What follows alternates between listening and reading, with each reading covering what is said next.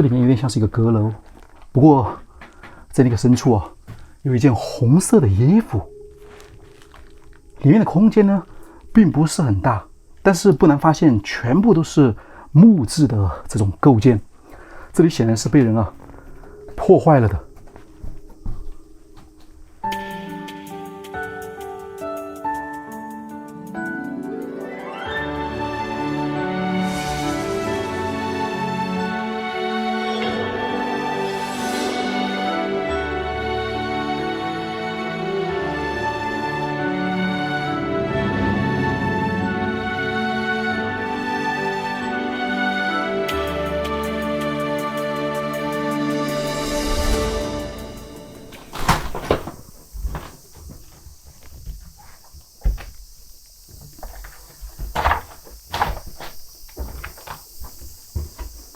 我从冰箱那边过去看一下。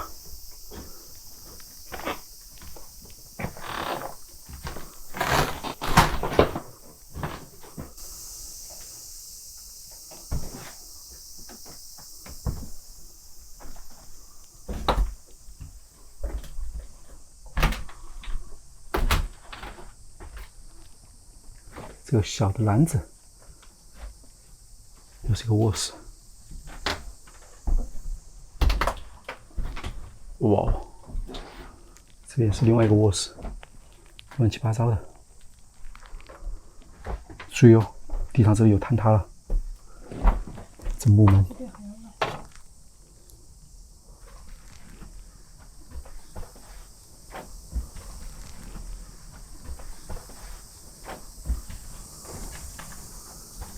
你看，在这个地上有一个零式的飞机，应该是一架遥控飞机吧。不过显然，这架飞机不正是二战时候日军偷袭珍珠港的那个零式战机吗？据说有良浅次郎他在后面呢开始研究这个化学药剂、化学的炸弹。原本呢，他是希望日本在战斗当中呢取得胜利。不过很可惜的是，最终日本呢却在二战的时候失败了。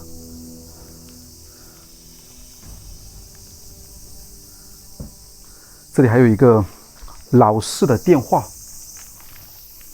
是这种拨号式的，非常的古老。单人床，还有一些佛像。你看，在那个窗户里面还放了一个日本武士。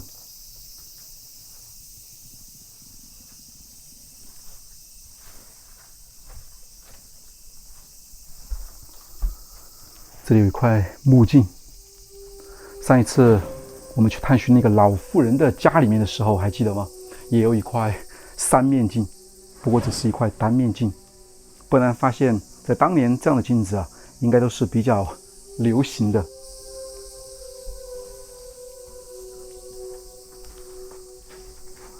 吓我一跳！你看这个。哇，这有一个小僧人吧，他竟然歪歪斜斜的倒在这个玻璃的旁边，看上去真是有一种说不出的感觉。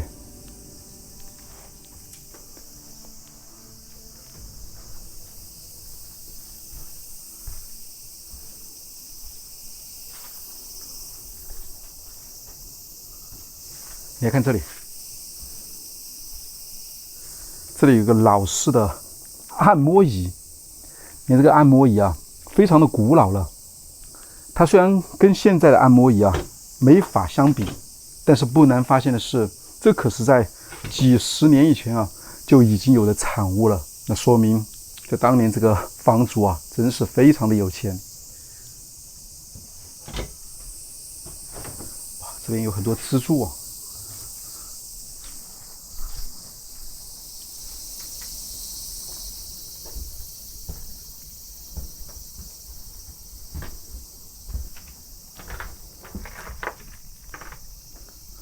又是一个特别深的走廊，最底下电视机，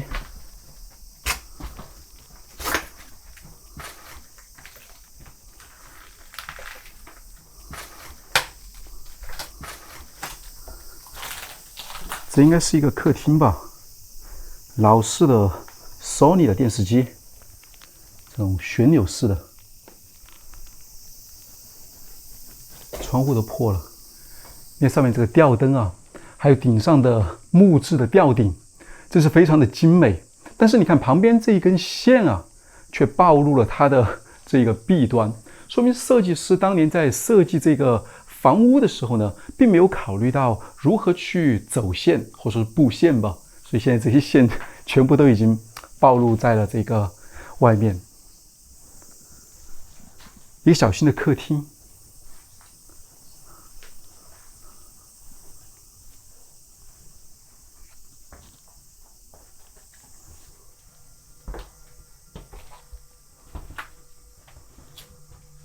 哇，这里面特别的破旧了。注意啊，这个地板随时可能会坍塌掉。但是你看，这个木质的阶梯啊，竟然铺上了红地毯，显然是彰显一种气派与豪华吧。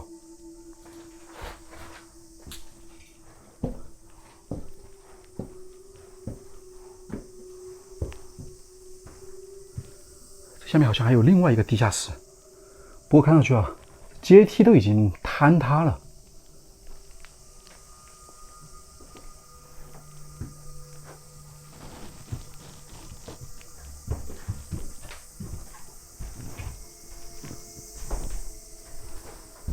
这建筑它不仅有3层，那上面还有另外的一个阁楼。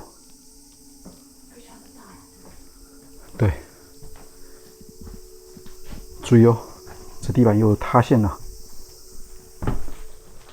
里面是一个欧式的床，但是很奇怪的是，你看墙壁那个地方啊，有一扇木窗。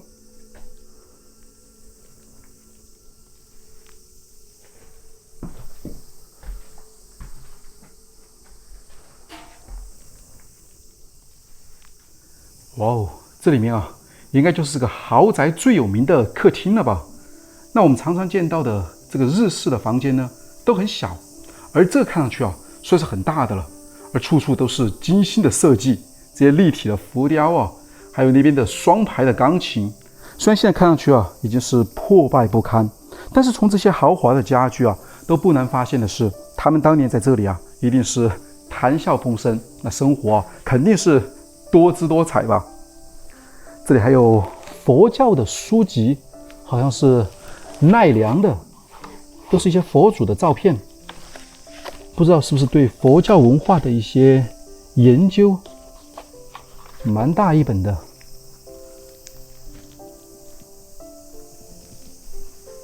你看，我在这里发现了一个什么？哇，这样的一个东西，在这种场景里面看上去是不是很像我们熟知的一部电影《德州电锯杀人狂》？在那个场景里面啊，那个电锯杀人狂就是拿到这样的工具，这可能是锯木割草用的吧。在这个桌上还有一些明信片，很厚一本，这都是当年来的人应该给了一些吉祥的话语吧。但你看，在这个窗户上面啊，是和旁边隔壁的那个房间呢是相通的，这显然应该是要给谁送什么东西，不管是吃的也好或其他的东西。但这就有点像是我们经常会看到的那种监狱，但是又会把谁放在这样的房间呢？通过定时定点给他传东西吗？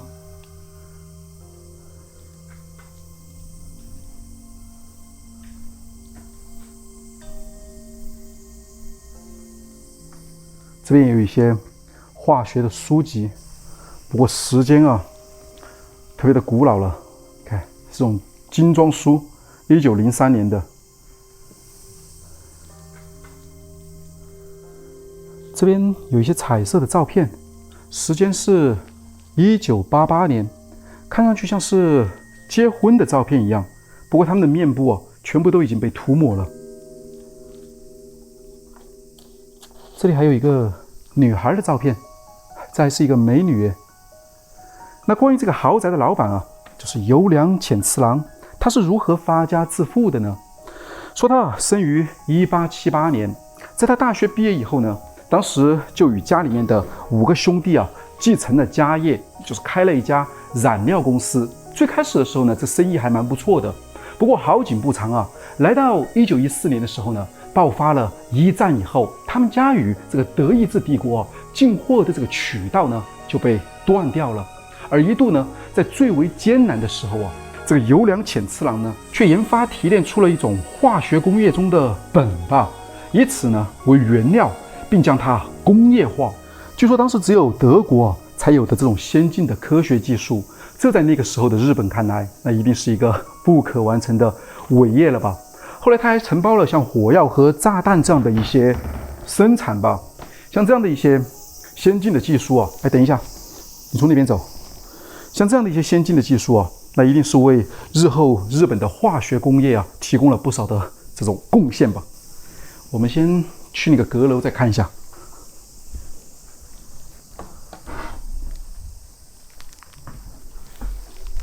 哎，小心点，你这阁楼也是比较的陡峭。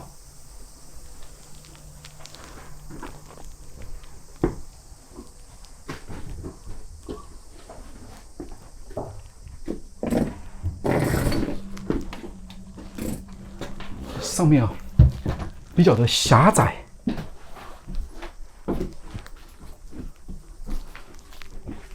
这木门全部都已经被破坏了，连这里的空间啊，也就只有可能4、5个平方米吧。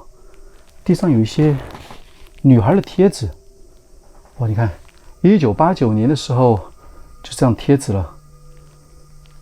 这里还有一些信，山本太子。No.1， 这里还有一个 English word， 不知道是不是出国留学用到的一些外语书籍啊。这封信我是看不懂。但你看那个地方啊，有一个很小的门，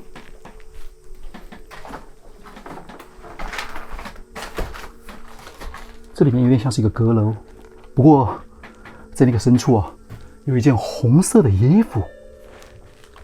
里面的空间呢，并不是很大，但是不难发现，全部都是木质的这种构件。这里显然是被人啊破坏了的。走，我们再下去看一下。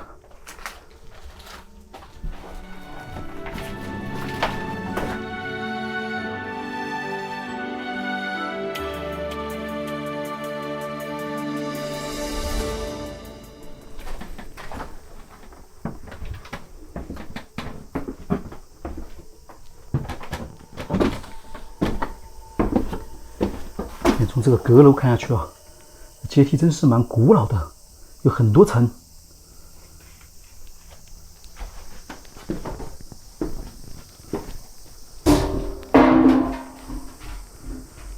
小孩的垃圾桶。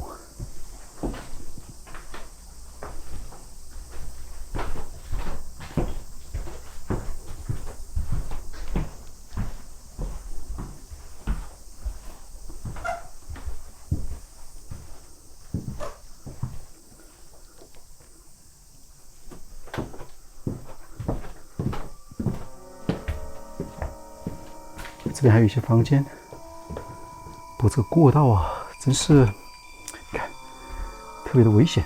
我过去看一下。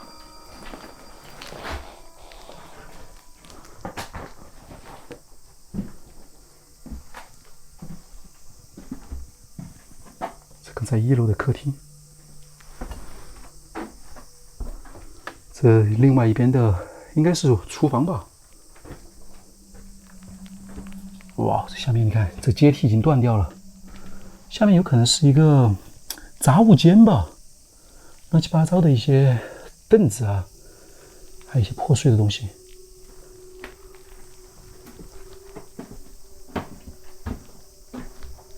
慢一点，这边也不方便过去啊。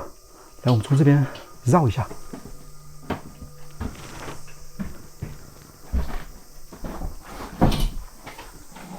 小心点。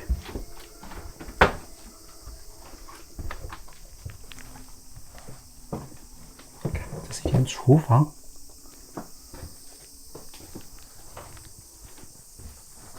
地上还有一些日历，2000年平成好像是20吧。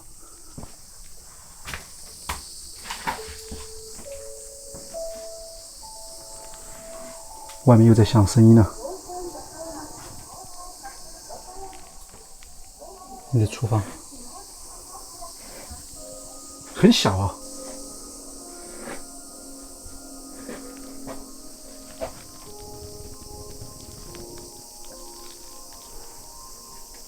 这个好香，解冻再加热。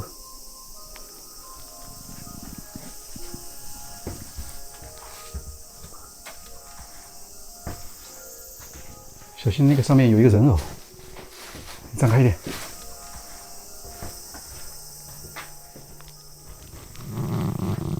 上面，这里站了一个人偶，穿着日式的和服，头不见了。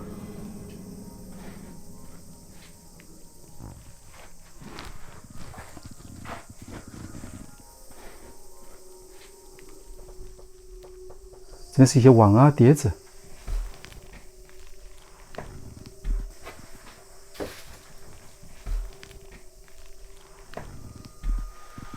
哦，稍等一下，这个走起来感觉到有点不太稳啊。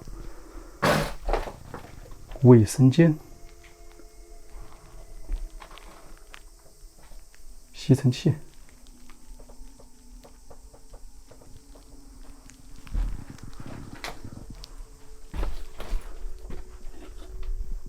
这里面是另外一个杂物间，我好像看到了一些本子。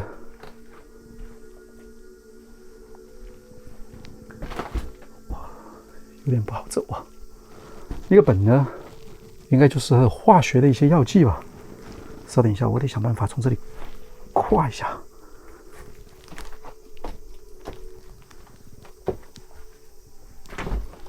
哇，这里突然有很多的碗。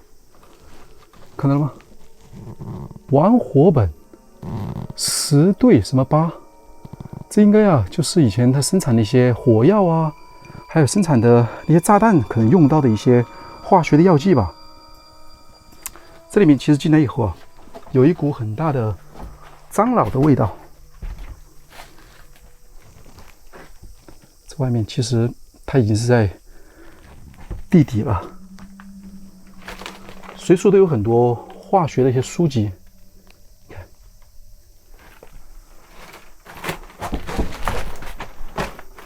哇，这是刚才看到的另外一边的阶梯吧？你看这阶梯啊，都已经腐朽断掉了。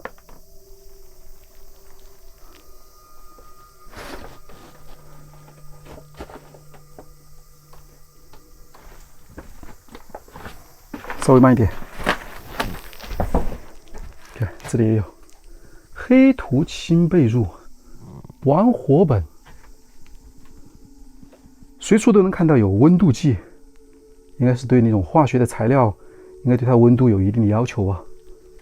这存储一些看化学药剂的，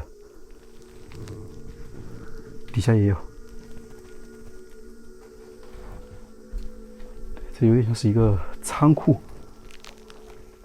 到处是一些资料、参考文献。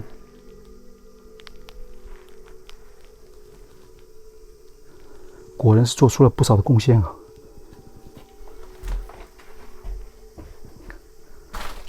那我们围着再走一圈吧。啊，哦，这里有点危险啊！好，那就原路返回。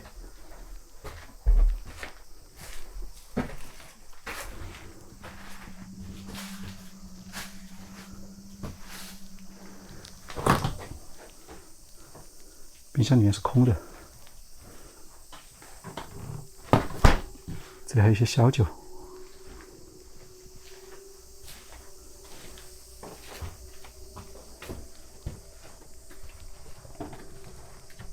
从正面走吧，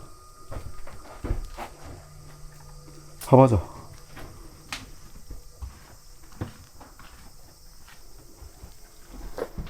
注意安全。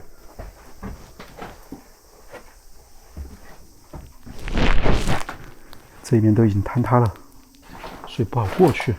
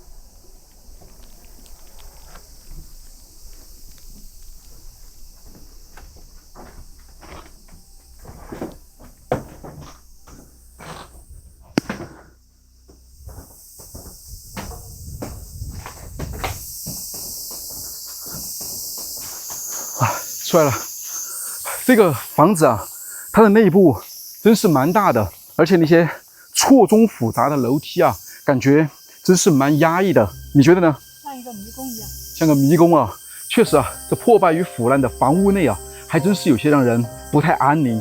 除了那些凌乱的物品以外，看了半天啊，依旧是一头雾水吧。不过，就是这样的一栋明治时期的建筑呢，它却经历了2次世界大战。可以说是穿越了整个日本的动荡时期吧，而至今依然是屹立不倒。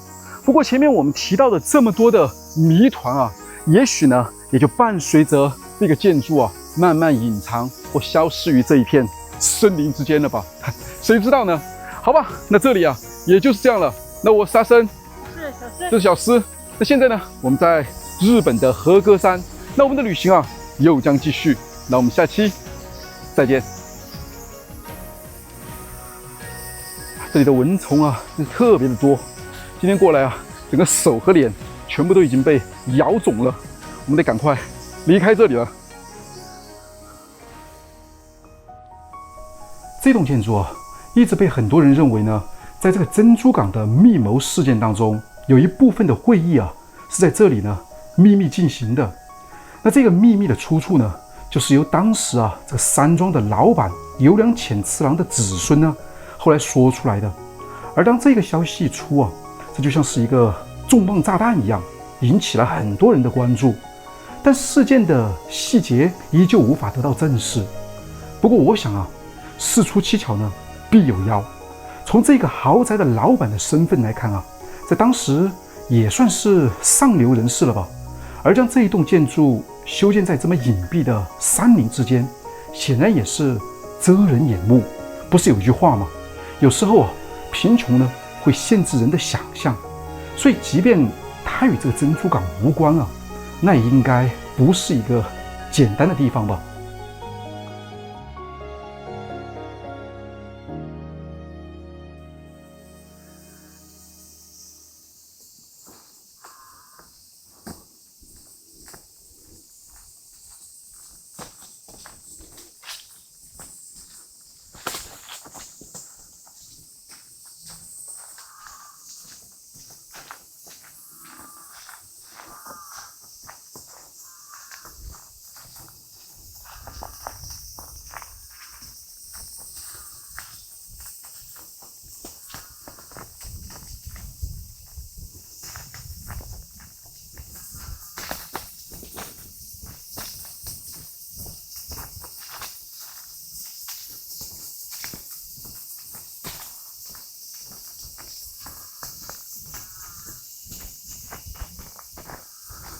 小孩的自行车，前面还有一辆。